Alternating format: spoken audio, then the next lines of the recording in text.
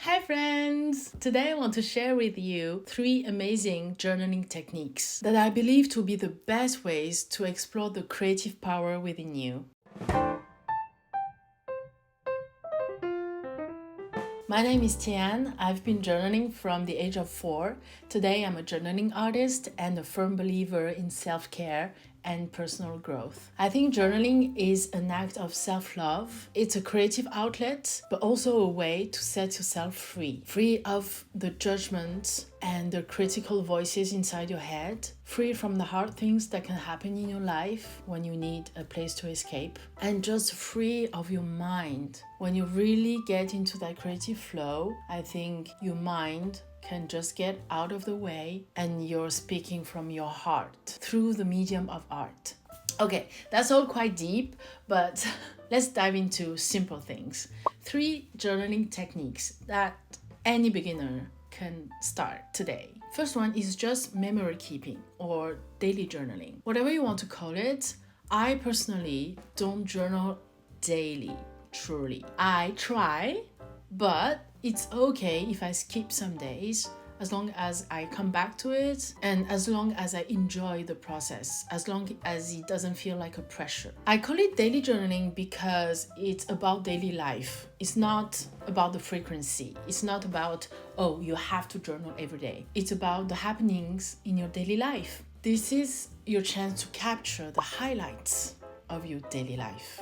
No need to jot down every single detail. Just focus on what truly matters to you, what truly makes you feel all the feelings, whether it's a cherished memory or something that you have to process through, or a moment you shared with someone, or a reflection, an epiphany you had. Just let it flow on the paper. It can take any form. You can write, of course, but you can also just stick a picture. It can also be just an ephemera, like a ticket from a concert that you share with friends. You don't necessarily have to write down every single detail and everything that happened, but maybe just seeing this ticket will spark that joyful memory in you. Sometimes when I feel lost, I also write it down. Just be honest with yourself.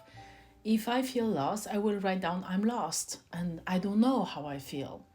But throughout the words, because I let it out onto the paper and because it feels safe to me to write on this journal, because I'm the only one who reads it, I can feel better. It just had to get out of my mind, otherwise I might just turn it over and over and over. But mostly in my daily journal, which is this one, I let myself free of whatever I write in it or stick in it or I draw in it. The main point is I don't overthink it. I usually journal in the evening, but sometimes I would journal also in the morning when I feel the need to. But here's the main point, when I need to. So whenever I feel I need to process a feeling, keep a joyful memory, sit down with myself for a while, I need to turn off the noise of the world surrounding me, I just come here, I open this very journal and don't overthink it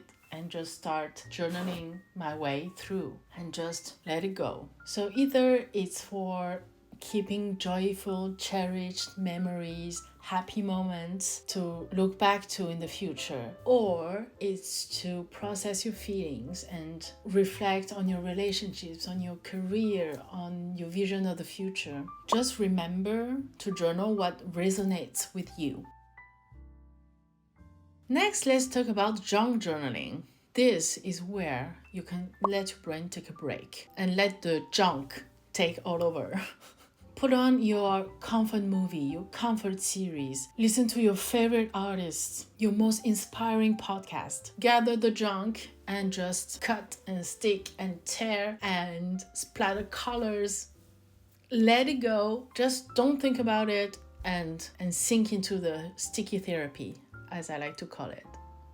All you need is a notebook, and even that, I've made several junk journals with trash actually. For example, these 2, I actually made them from calendars. This was the 2023 calendar and it had this nice cardboard. So I folded them and attached them together. You can do it by thread or staple. I think I have like 7 or 8 of them now. Most of them I made by myself or an old notebook that I had in stock and never used. Okay, so it's not technically trash. It's just bits and bobs you collect along the way. You know, for example, you're going out and you see these beautiful designs on flyers and posters and booklets, and you want to keep them because they're beautiful. But at the same time, they're not necessarily useful to you. So that's one of the things I like to collect in junk journals. You can also do just a sticker bomb page and you just put loads of stickers on it and don't think about it. You can also just color in, like use the markers and color pencils, paint, gouache, anything you have on hand. After doing junk journal for the past 2 or 3 years, I now have a rule because I don't want to pile up the trash.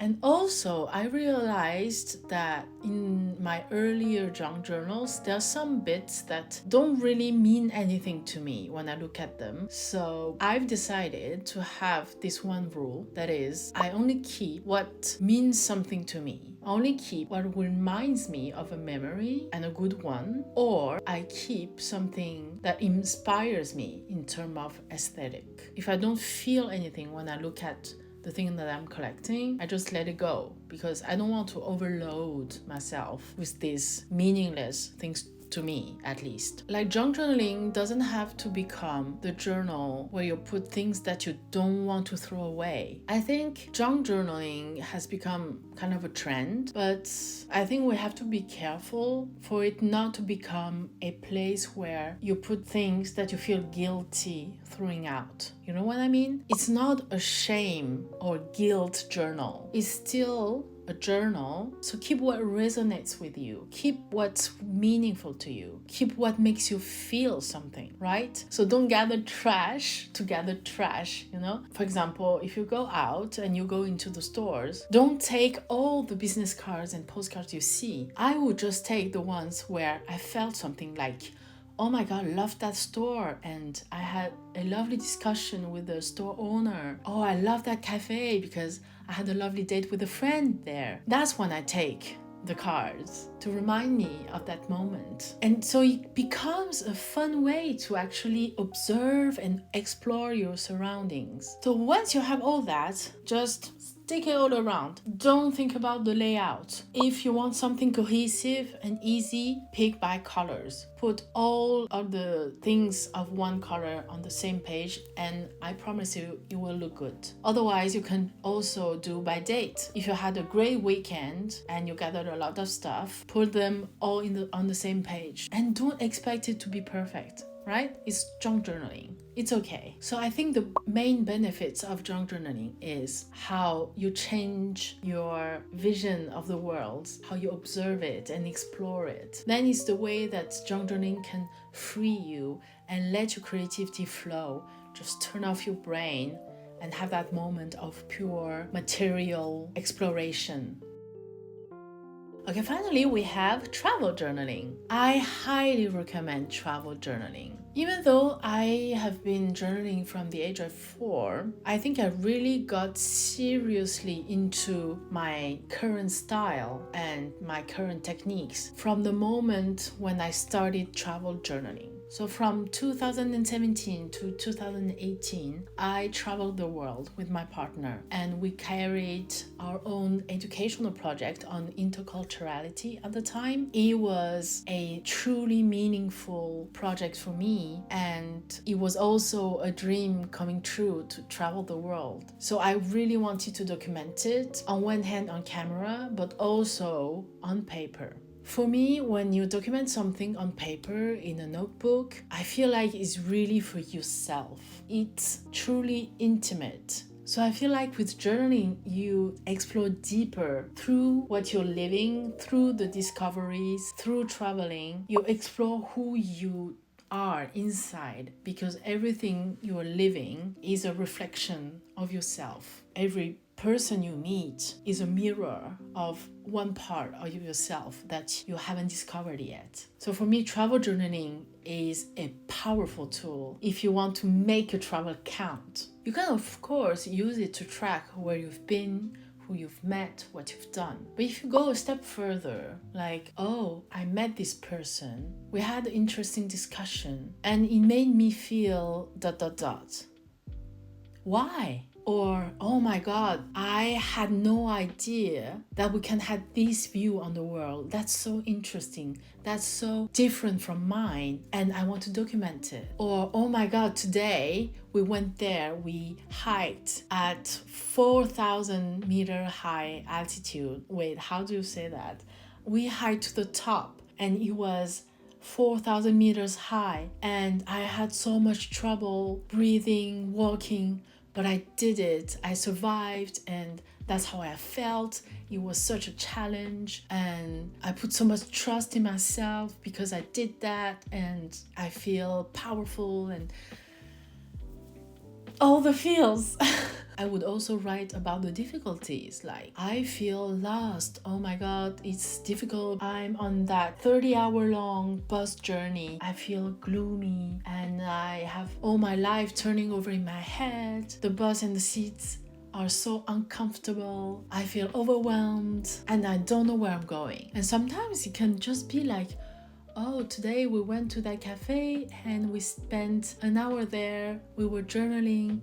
It was so nice. It felt comfortable. It felt safe. And my journal just brought me that sense of home. So when I'm traveling, my travel journal is truly my safe place. The one thing that I know when I do it, I feel calm. I feel peaceful because I gave myself this moment of pause. You know, when you're traveling, it can be really hectic. It can be overwhelming. Everything is new. So give yourself that break, you know, even maybe it's in the evening when you finish your days and you come back to your accommodation, or it can be every other day you go to a cafe and you sit there and you journal. It's so nice and so comforting. So for me, it's truly an act of self-love, especially when you do that when traveling.